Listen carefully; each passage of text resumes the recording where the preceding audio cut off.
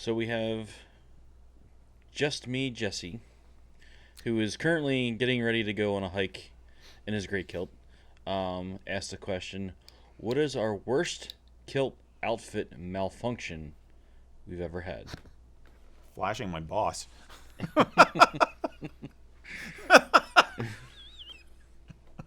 Yeah. It's a pretty minor malfunction, actually. But It's made. Don't undercut yourself. It was major enough, buddy. I'm proud that it was major, if you know what I mean. Yeah, that was. No, yours was that. Mine was using the Gold Bond Blue with the menthol. Oh. Yes. So it wasn't the kilt's fault. No. It was a malfunction, all right. It was a poor choice. No, yours was. We were at Celtic Classic, and back in the beginning of Erik's tenure. It's like my first year. First or second, so it was a while ago. So I started right after Celtic Classic, Yep. and then so it would have been the first Classic I worked. Yep, and he knelt down to measure a customer, and I looked over and was like, "Oh, yep. Erik's regimental. Yep. I'm not. Yep. Yep. It still makes me blush. Yep. So that was that one, and It's your own fault for sitting in a low, No, I was chair. standing. Oh, okay. I was down hoping. slope a little bit, but so had a little discussion with him, little sidebar. Yeah.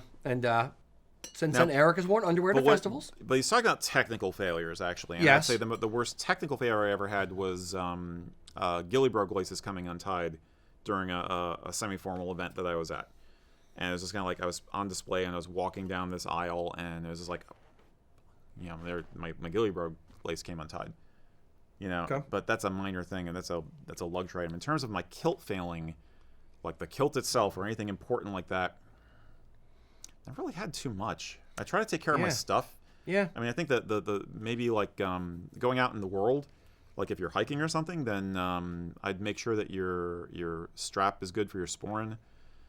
Make sure all your buckles are good. Make sure the stitching's solid. I mean, you don't want to lose if you're wearing a sporran on this trip, you want to make sure that it's not gonna fall off you.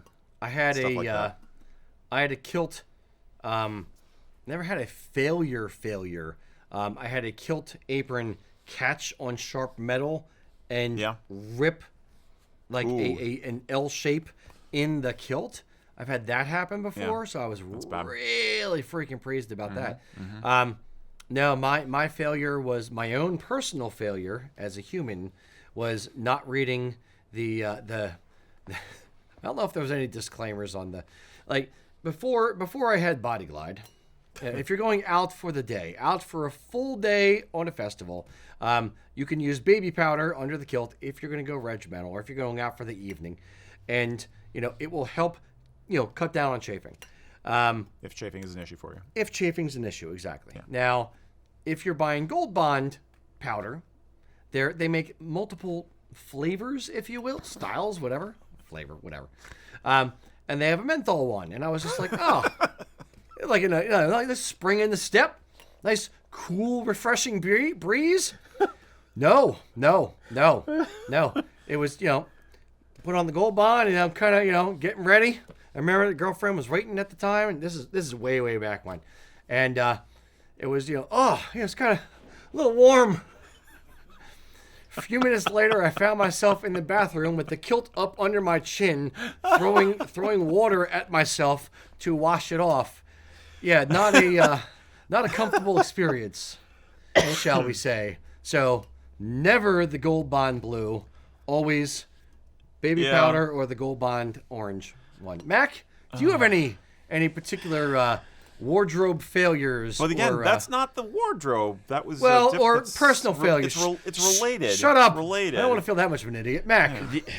The only thing I can really think of is I had some of the one sporran chain, last one of the links that holds the last clip on,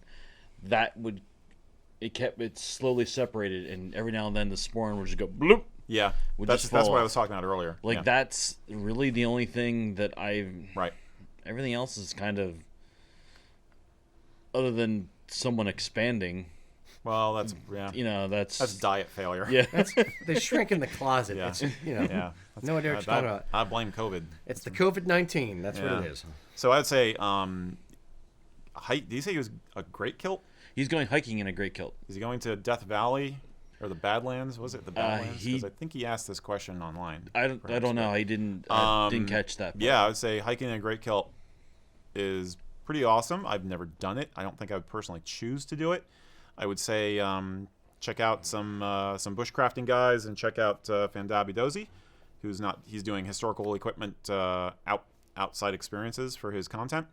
There's a lot of advantages to a great kilt. I think I would personally find it more bulky than I would want for a lot of instances. The colder the weather it is, the less that would bother me, and the more I'd be grateful for it, I suspect. The bottom line is always, if you're going out for any length of time, test the stuff first. Do a short hike.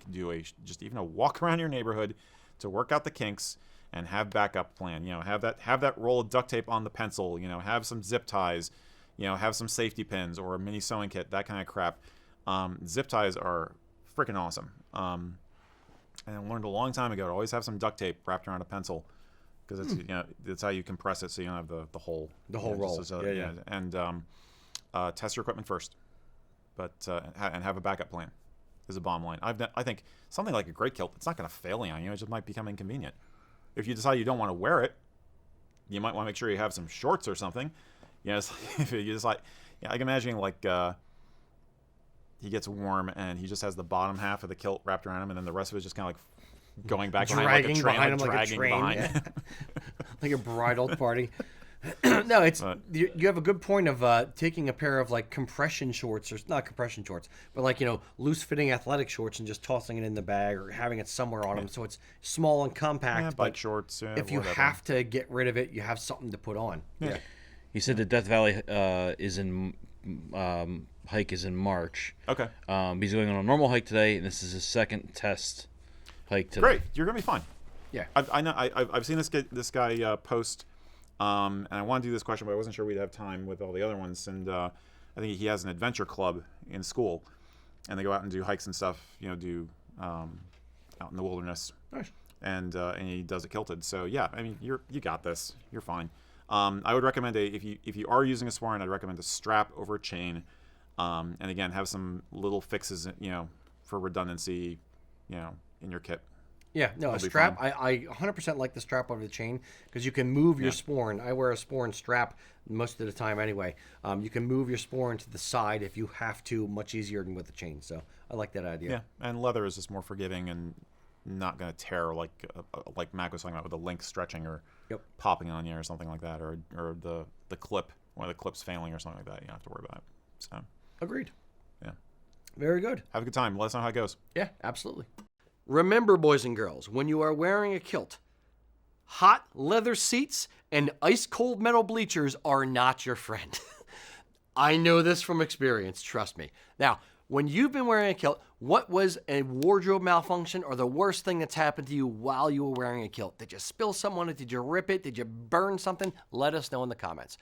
Now, if you want to see other videos we've done on kilts, check out these videos over here. If you want to check us out online, you can go to usakilts.com. We're on Instagram, we're on Facebook, we're on Twitch. And if you want to join our community, go look up the Facebook group for Kilts and Culture.